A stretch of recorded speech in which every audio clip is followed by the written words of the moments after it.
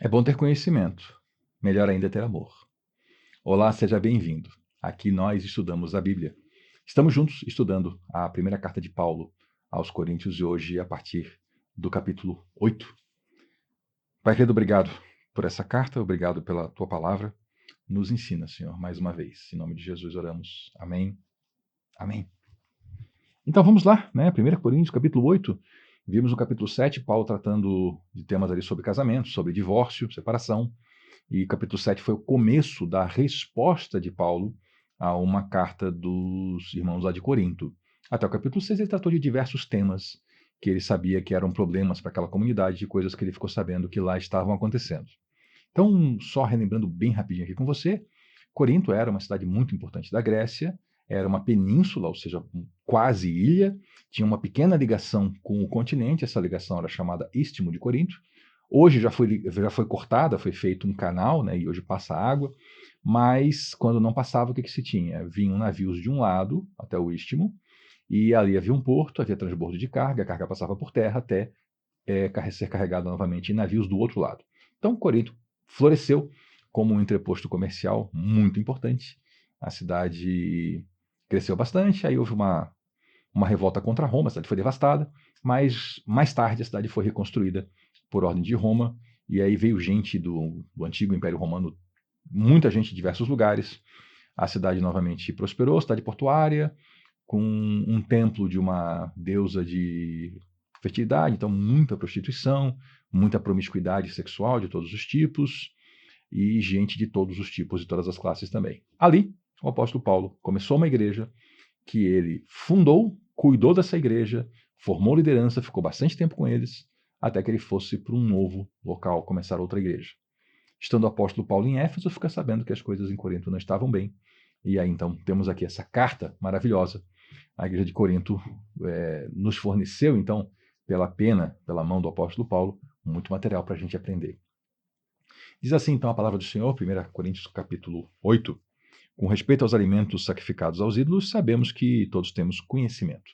Vou lhe trazer, então, esse conhecimento que Paulo falava aqui, que não é comum para a nossa época.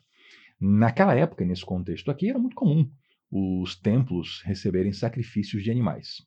Como é que era feito? O ofertante levava o animal, o sacerdote fazia o sacrifício, uma parte da carne do animal era queimada em honra àquele ídolo, uma parte da carne era do sacerdote e uma parte era do ofertante.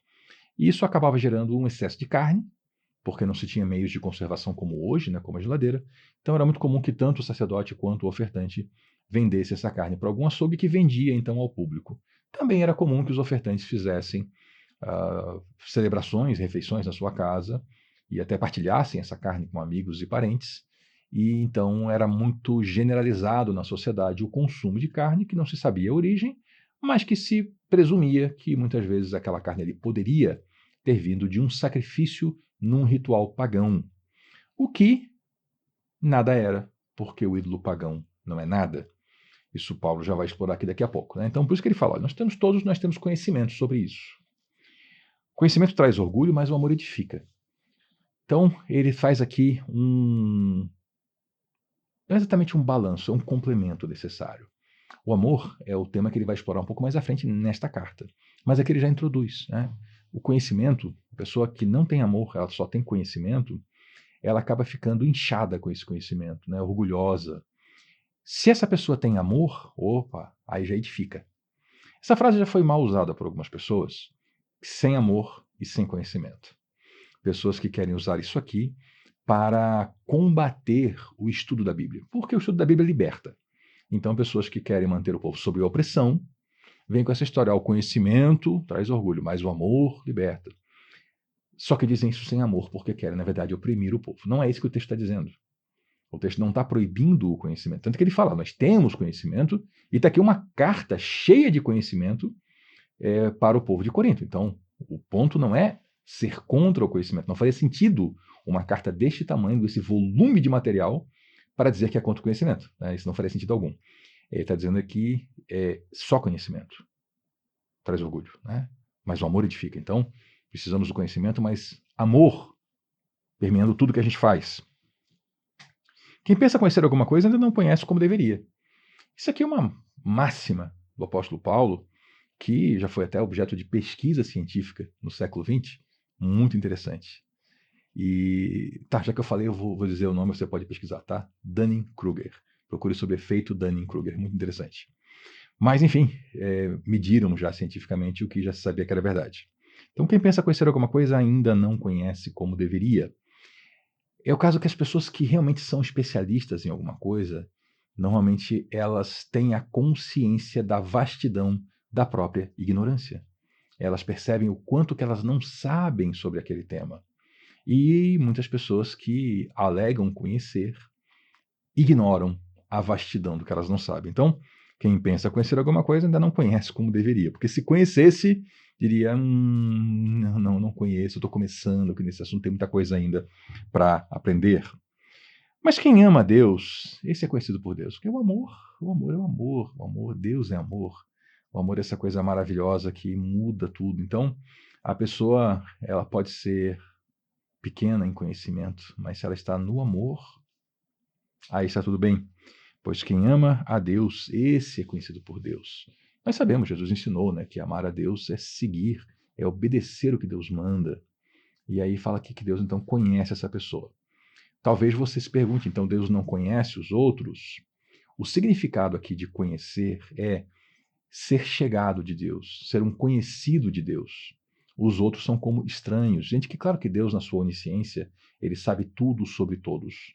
Mas aqui é o sentido de que essas pessoas que amam a Deus são chegados de Deus. São aqueles conhecidos de Deus. Portanto, em relação ao alimento sacrificado aos ídolos, que eu acabei de explicar, sabemos que o ídolo não significa nada no mundo e que só existe um Deus. Então, aquela divindade pagã, para quem a pessoa foi lá fazer o sacrifício, ela não existe. Não existe aquele Deus. A pessoa que vai lá, fez um sacrifício para Vênus, fez um sacrifício para qualquer. Aquele Deus não existe. Então, Paulo está dizendo isso. Nós sabemos que o ídolo não significa nada e que no mundo não significa nada no mundo e que só existe um Deus. Porque mesmo que haja os chamados deuses, quer no céu, quer na terra, como de fato há muitos deuses e muitos senhores, para nós, porém, há um único Deus, o Pai, de quem vêm todas as coisas e para quem vivemos. Paulo não está se contradizendo aqui. Ele está explicando alguma coisa e que para os coríntios fazia muito sentido e para nós também vai fazer quando ele ajudar um pouquinho com isso aqui. Então, quanto à existência de outros deuses, nós sabemos que eles não existem. Deus é só o Senhor nosso Deus. Mas, ao mesmo tempo, existem entidades que se apresentam como se fossem deuses. Existem espíritos malignos, demônios, que eles assumem esses cultos idólatras para receber essa adoração como se fossem deuses. Não passam de seres criados pelo Senhor Deus. Aliás, muito errada aquela noção, que ainda está na cabeça de muito cristão, de que existe assim um equilíbrio entre o bem e o mal. Não existe. Deus é o Senhor soberano. É como se Deus fosse assim o supremo do bem e o diabo fosse o supremo do mal. Não, o diabo não é supremo de nada.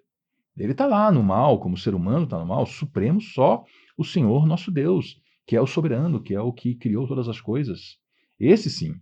Mas tem essas figuras demoníacas que se fazem de senhores, que se fazem de deuses, para receber esse culto. Por isso que o Paulo fala aqui, né? De fato, há muitos deuses e muitos senhores, né? Sabemos que eles estão por aí no mundo recebendo adoração, que não lhes compete, porque não são de fato, divindades. Divindade só o Criador. Para nós, porém, é o único Deus, o Pai, de quem vêm todas as coisas e para quem vivemos. Ele criou todas as coisas. E um só Senhor, Jesus Cristo, por meio de quem vieram todas as coisas e por meio de quem vivemos. Novamente, Paulo aqui identifica, né, o Pai e o Filho. Em outras passagens também identifica o Pai com o Espírito Santo com o Filho. Daí é que vem a doutrina da Trindade, que tem gente que reclama, mas não está escrita essa palavra na Bíblia. Bom, também não está escrito computador e computador existe, né? Isso é falta de entendimento, é o chamado analfabetismo funcional. A pessoa até sabe ler as letras e formar palavras, mas não consegue raciocinar em cima do que lê ou do que ouve. Ou é má fé mesmo, né? Às vezes é má fé, por maldade e sacanagem. Então Paulo está dizendo aqui, ele está dizendo, olha, Deus, né, o Pai, dele o quê? Vem todas as coisas. E é para quem vivemos. Aí quando ele fala do nosso Senhor, que é Jesus Cristo, por meio de quem vieram todas as coisas? A mesma coisa, né? E por meio de quem vivemos? Ele repete aqui. Porque, como Cristo falou tantas vezes, né? Ele disse, eu e o Pai somos um. Então, são um só. o Espírito de Deus é o Espírito de Cristo, daí o Pai, o Filho e o Espírito Santo são uma pessoa só. Daí, então, nós entendemos a Trindade, ainda que a palavra não esteja escrita. Você sabia que, por exemplo, que a palavra Bíblia não está escrita na Bíblia? É uma palavra que nós usamos para definir essa coleção de livros. Mas, contudo, nem todos têm esse conhecimento. Alguns, ainda habituados com os ídolos, comem esse alimento como se fosse um sacrifício idólatra. Como a consciência deles é fraca, ela fica contaminada.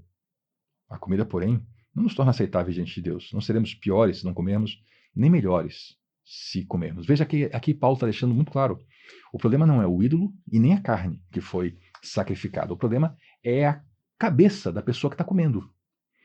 Como veio muita gente para a igreja que veio desse meio idólatra, essas pessoas não estavam ainda com as suas mentalidades completamente renovadas. Nós estudamos lá em Romanos, no capítulo 12, que nós não podemos tomar o formato desse mundo, mas precisamos ter a mente renovada. Então, o conhecimento vai nos transformando. Que a gente estava na igreja, mas que ainda olhava para aquela carne como se aquilo de fato tivesse ali algum poder, como se tivesse ali alguma uma maldição. Então, essas pessoas, na verdade, elas é que estavam com uma dificuldade que decorria da falta de conhecimento, ou às vezes da falta até de prática, de tempo na fé. Quando eles comiam essa comida, comprada no açougue ou na casa de um amigo, para eles era como participar do ritual idólatra. E aí a consciência deles ficava contaminada. Então, um problema interno deles. Mas Paulo fala aqui bem claro, a comida, ela não nos torna aceitável diante de Deus, né? Eu vou comer as comidas certas, né? E não seremos piores se comermos e nem melhores. Piores se não comermos. Tranquilo, a comida não muda nada. O esquisito é que hoje, no dia que eu gravo esse vídeo, tá cheio de gente acreditando que para ser cristão não deve comer. Tem gente que acha que tem que ser vegetariano, tem gente que acha que não pode comer carne de porco, que não pode comer frutos do mar, porque vê isso lá na lei de Moisés. É esquisito isso, né? A gente lê aqui Paulo falando diretamente sobre sacrifícios a ídolos. Nós vimos Jesus falando, né, que o que contamina o homem não é o que entra pela boca, é o que sai. São as palavras malditas, né? E até lá no Evangelho de Marcos está escrito que com isso Jesus tornou puros todos os alimentos. Paulo já tratou disso em alguns outros pontos da Bíblia. Mas tem gente hoje insistindo e querendo aprisionar os outros nessa questão de dietas, né? De dietas religiosas, não dietas por saúde, mas o cristão não deve comer isso, não deve comer aquilo. Não leu isso aqui, não leu o resto. Esquisito isso, né? Contudo, tenham cuidado para que o exercício da liberdade de vocês não se torne uma pedra de tropeço para os fracos. Olha que interessante. Se eu e você temos o conhecimento e temos essa liberdade, maravilhoso. Só que o exercício dessa liberdade não pode derrubar os fracos. Assim como ele falou para os irmãos lá de Roma, nós já estudamos isso aqui ele vai de novo tocar nesse assunto. Olha, não vai derrubar os outros para exercer sua liberdade. Pois se alguém que tem a consciência fraca ver você que tem esse conhecimento, comer num templo de ídolos, não será induzido a comer do que foi sacrificado a ídolos? Porque assim, nós somos tão livres que nós podemos até nos sentar num templo mesmo, idólatra, e comer da refeição que lá é oferecida. Para nós isso não é o quê? Comida. Eu vou querer saber se a comida está limpinha, se foi feito direitinho, é isso, né? Por quê? Porque eu sei que não, aquele boneco, aquela estátua não é nada. Eu sei que só um Senhor. Eu vou agradecer pela comida ao Senhor verdadeiro que me deu aquela comida e vou comer feliz da vida. Só que olha só, se eu tenho irmãos fracos, eles vendo isso, será que eles não vão achar assim, então tá tudo bem participar do sacrifício? Porque para eles comer dessa carne é participar do sacrifício. E daqui a pouco tem irmãozinho fraco lá participando do ritual satânico lá, e aí se contaminando internamente por causa da cabeça fraca. Assim, esse irmão fraco, por quem Cristo morreu, isso aqui é importante, tá? Os nossos irmãos fracos, sempre temos que lembrar, Cristo morreu por eles também. Então, assim, aquele irmão fraco por quem Cristo morreu é destruído por causa do conhecimento que você tem. Está percebendo? Cristo morreu por aquela pessoa e aí vou eu, com o meu conhecimento, estragar a fé da pessoa? Porque eu não consigo ter um pouco de compaixão pela fraqueza do outro? Quando você peca contra seus irmãos dessa maneira, ferindo a consciência fraca deles, peca contra Cristo. Portanto, se aquilo que eu como leva o meu irmão a pecar, nunca mais comerei carne, para não fazer meu irmão tropeçar. Paulo aqui, que era um homem completamente livre, e comia carne, comia qualquer carne, ele falou, estou disposto até mesmo a não comer mais carne, se for o caso. Se ele tivesse que viver só entre fracos o tempo todo, ele deixaria até mesmo de comer carne. Por quê? Porque nunca se sabia a origem da carne, né? A não ser que você conhecesse o dono do boi, ou caçasse, né? Aí era diferente. Mas Paulo está aqui se dispondo a abrir mão de uma coisa legítima pelo bem dos outros. No capítulo 9, ele vai explorar isso aqui bastante, tá? Ele vai falar sobre o apostolado dele, sobre outras coisas que ele abriu mão. E aí, para botar esse contraponto aí, poxa, vocês não querem abrir mão, às vezes, de uma refeição lá no templo aos ídolos? Poxa, e aí Paulo, né, abre mão até mesmo de seu direito à remuneração pelo seu trabalho. Então ele faz um contraponto muito legal, mas aí a gente vai ver já no capítulo 9, no próximo encontro. Nesse aqui eu vou deixar você por aqui com essa ideia de que tem coisas na vida que ainda que eu possa fazer, eu deixo de fazer para beneficiar aquele meu irmão mais fraco na fé, aquele que ainda está chegando ainda no caminho. Muito obrigado pela sua companhia. Volte na próxima, porque aqui nós estudamos a Bíblia. Até lá.